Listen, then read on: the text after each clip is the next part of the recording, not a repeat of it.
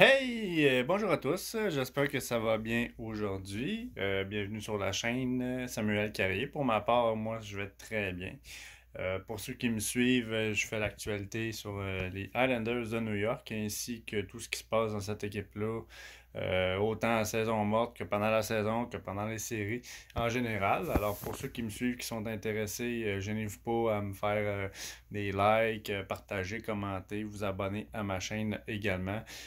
C'est toujours très plaisant d'avoir du nouveau monde sur la chaîne. Alors aujourd'hui, petite vidéo pour faire une petite mise à jour là, sur ce qui s'est passé depuis les 3 dernières semaines chez les Islanders de New York.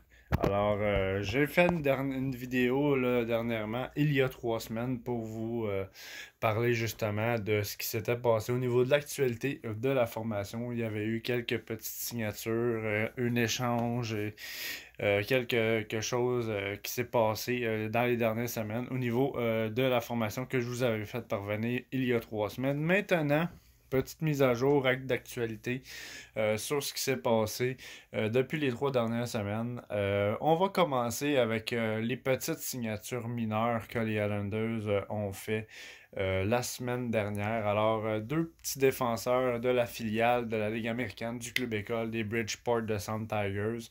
Deux petits défenseurs qui appartiennent aux Islanders depuis plusieurs années maintenant.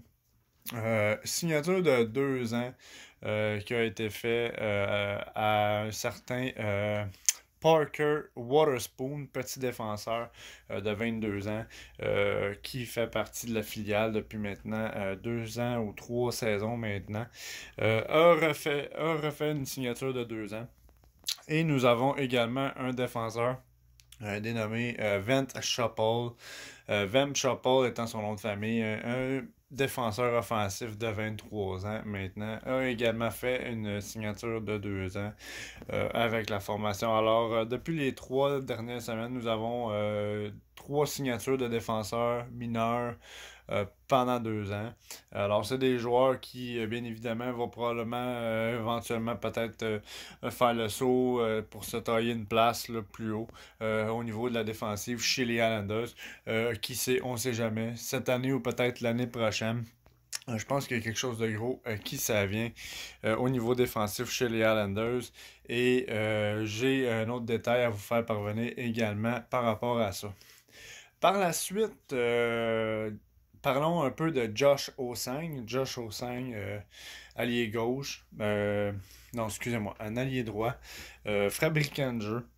Josh Osang qui, pour ma part, j'espérais qu'il devait quitter la formation.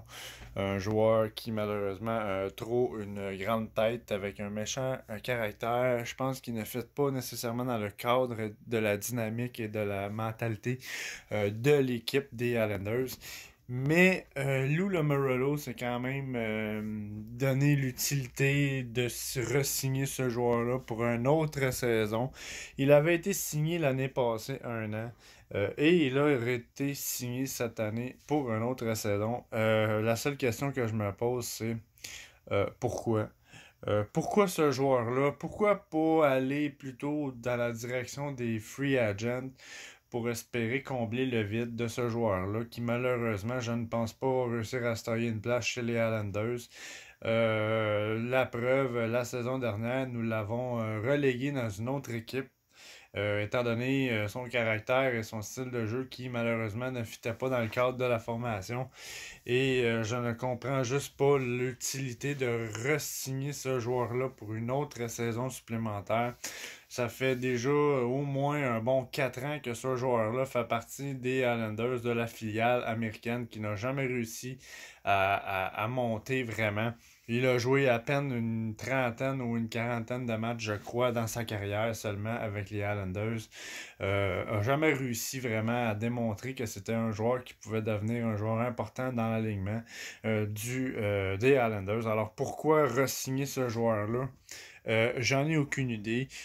J'ose espérer que la signature de ce joueur-là va devenir pour nous une monnaie d'échange éventuelle pour une autre formation. Peut-être pour aller chercher des choix au repêchage qui pourraient vraiment favoriser notre équipe plutôt que de garder un joueur comme ça qui malheureusement je ne crois pas va être capable de se tailler une place un jour chez les Islanders.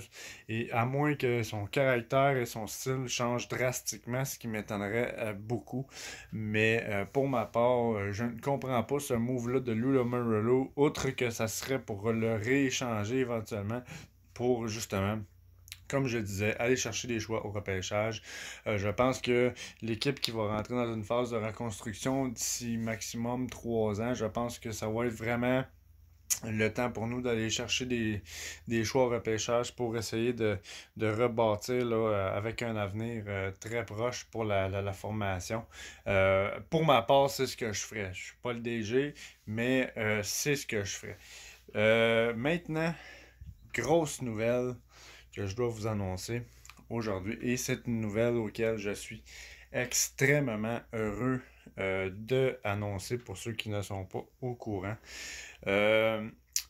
Deux gros dossiers majeurs étaient à régler chez les Islanders cette année. Alors, on va commencer avec les deux problèmes qu'il fallait régler au niveau salarial. Alors, bien évidemment, il reste Matt Barzal qu'il faut trouver une solution pour le garder avec nous, puisque je considère que c'est le joueur de franchise des Islanders. Alors, il faut trouver une manière de baisser la masse salariale pour garder ce joueur-là chez nous.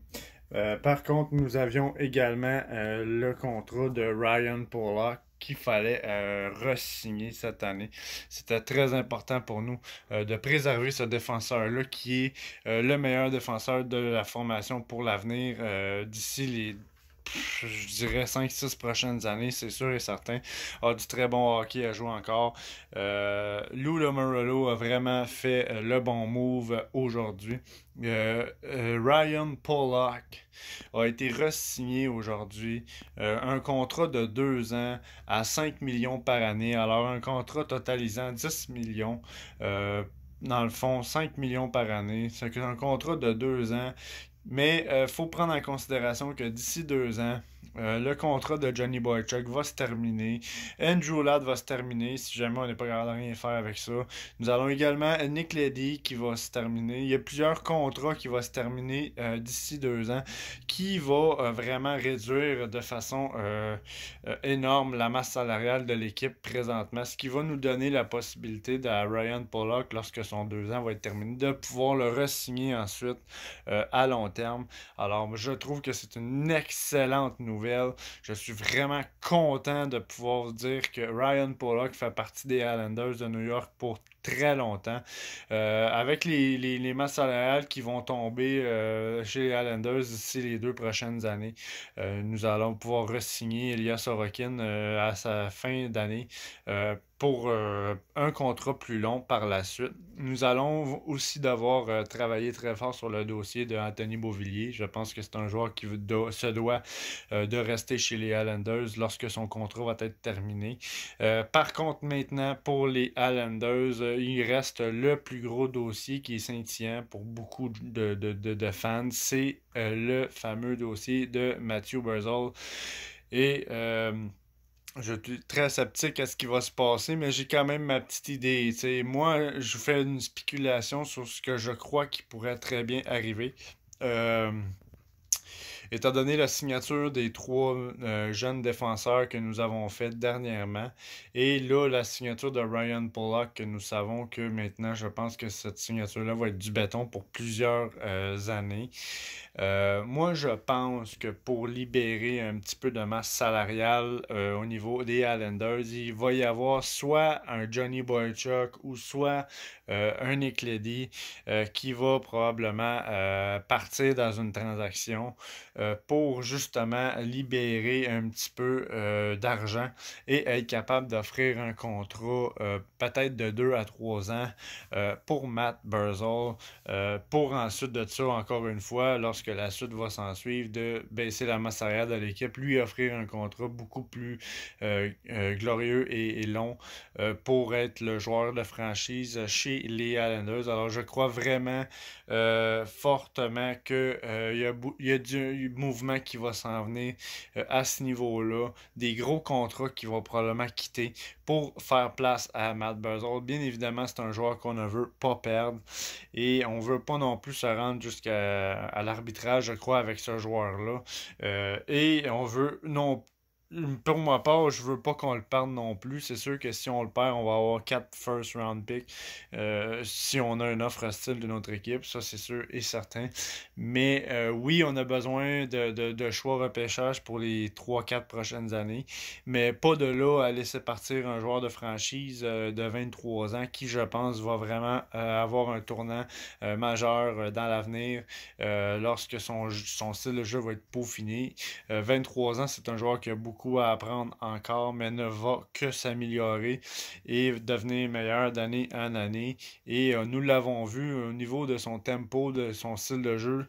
Son niveau de jeu n'a jamais vraiment baissé depuis ces 3 saisons recrues. C'est sûr qu'après la première saison, il y a eu une baisse de 20 points annuels, étant donné quand même que sa première saison recrue, il a joué avec John Tavares. C'est sûr que ça l'aide à aller chercher une saison de 85 points. Mais dans l'ensemble, je crois quand même que c'est un joueur qui, si on lui met les bons éléments autour de lui, peut faire des merveilles. Et nous l'avons vu clairement depuis le début de sa carrière avec la formation.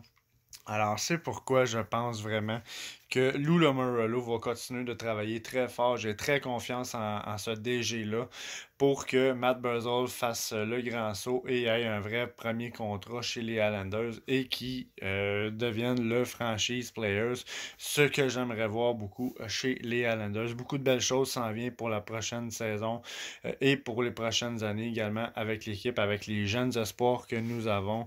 Oliver Wahlstrom, Kiefer Bellow, même Samuel Bolduc, j'ai vraiment hâte de voir ce défenseur-là à l'œuvre. Boyd Wild également, que j'ai hâte de voir faire son ascension. Beaucoup de jeunes joueurs que j'ai vraiment hâte de voir leur développement se faire. Elias Sorokin également dans les filets, que j'ai encore plus hâte de voir jouer. Alors oui, beaucoup de belles choses s'en viennent pour la formation. Reste juste à régler le dossier de Matt Barzal et une fois réglé, je pense que le tour va être joué.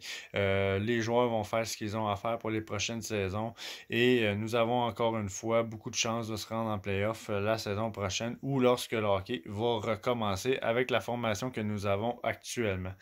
Alors, c'était mon opinion et mon analyse ainsi que l'actualité que je vous fais sur les Islanders depuis les 3 dernières semaines. Merci d'avoir été avec moi aujourd'hui. Merci d'avoir pris le temps de me regarder. Faites des pouces bleus, likez, partagez, abonnez-vous. Et on va se revoir pour une prochaine vidéo, pour une prochaine actualité chez les Islanders. Merci et je vous dis à la prochaine et bonne fin de journée.